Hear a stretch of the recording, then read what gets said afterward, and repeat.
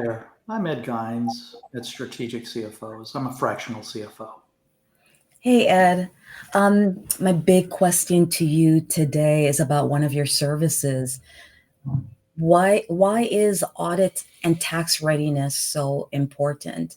I mean, I get the idea that we must pay our taxes, but give me a bigger picture of why that's so important to the running of my business. Oh, sure. Let's bifurcate that, right? Audit versus tax.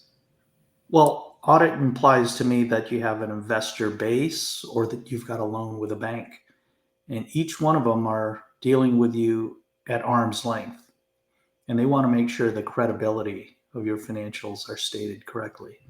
Whereas on the tax side, we all know those letters, the IRS, for goodness sakes, or other letters like CDTFA.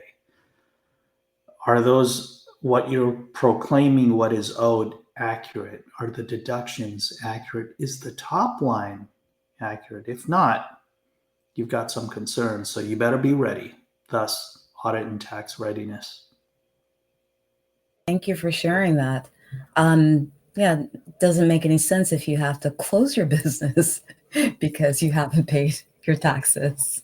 Yeah, and actually having an advisor along that road is probably it's the best advice I guess you could offer to anyone instead of trying to figure out your tax readiness and the new laws on your own. Um, True or false, and just give me some education about this. I know that there's been a lot of changes with the tax laws. Is that I know that your team, they're actively always learning and growing. Is this something that you would advise for someone like myself? Can I take this on and do this by myself? I'd like to do my taxes by myself, Ed. Is that advisable? No, I would gauge against that simply because we all have expertise. This is a customized, specialized world we live in now. I would never put my tools underneath the engine of a car. I'm not skilled there. Uh, some business owners are very well skilled in the operations of their business, but not in the finance. Bring in to protect your business the right team to help with the finances relative to audit, relative to tax.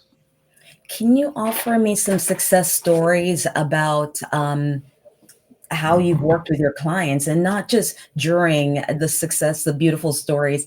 I'd like to hear what happens prior to getting to strategic CFO during the time as you take us on that journey. And then, of course, the beautiful success story that everyone usually likes to share. But, can you share some of the not so pretty portions Of of what course. you see? Of course. So we do deal with a number of nonprofits, and they were not ready at a certain level of revenue or commitments from donors. You must be audited, and they were not. Mm. So our team, who are auditors in themselves, got them ready, prepared for the audit, and with very few audit adjustments. And they've been a client now for 2, 3 years. And being very honest, I've worked myself out of a job because our team handles the account and they don't need a CFO. Isn't that a wonderful story?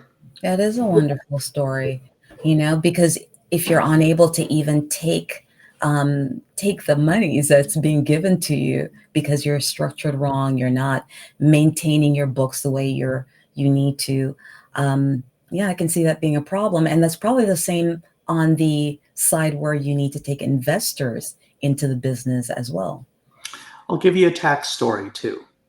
And I'll phrase it in a way where we went into a company, but I'm going to phrase this that's so unique. The sins of the P&L are hidden in the balance sheet. I'm like, what in the heck is that, right? Well, the balance sheet is where your assets and liabilities equal owner's equity, etc. But can you imagine if you do not know the correct balances on your balance sheet? Well, it's not reflected accurately on your P&L. So we've come into a recent client, almost 20 million in sales, and it was just exactly that. So we're cleaning up the balance sheet over and above in order to prepare for tax returns. So the final story is not quite there yet, but the cleanup process has started, and they're grateful that we are there to help. So, what steps can a business take to proactively work with you? So it's not a matter of it sounds like this is a partnership and not just something that they're not invisible in the process. Walk me through that a bit.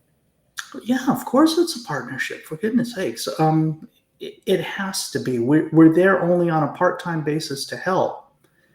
We are not an employee, so the guidance that we provide is, quite frankly, to a portfolio of companies. Mhm. So we can't be there all the time. And if you have in-house accountants already that need additional guidance, we're there to support them too. So overall, we parachute in, help the team out, not there to replace, Yeah. but to assist in getting them to the next level. How do you ensure that your clients stay informed about this? I mean, there's so many laws that are changing right now and audit requirements. How do you do that exactly? Are you sharing that information with the regular client, or Oh, are you my expert? well, look, I'm blessed to have our team, which are majority are Big Four trained CPAs, and we keep up with the regs as much as we can. We do not prepare tax returns. We are not the auditor, but our former auditors on our team. So we stay in compliance with GAAP, generally accepted accounting principles. Well, so what does this service look like exactly? I mean, this sounds like it's a very involved process, and we're not just talking about that time, that quarter. We're looking at a very bigger stretch than this. Walk me through the service and what does that look like? Well, from nuts to bolts, right? Accounting all the way up to controllership to CFO at the strategy level. If your accounting is not tight, well under control, how can you do finance, which then allows you to then have strategy? It's actually part of our product offering or service offering, if I say it correctly, and it's embedded in our project management software. Super nuts. Nice. I love that. Thank you so much. I mean, taxes can be scary for so many people. So thank you for sharing that with us. And again, this is Strategic CFO. It's been Ed Gines sharing his thoughts about financial clarity for growth oriented businesses. Thank you so much, Ed. You're welcome. Bye.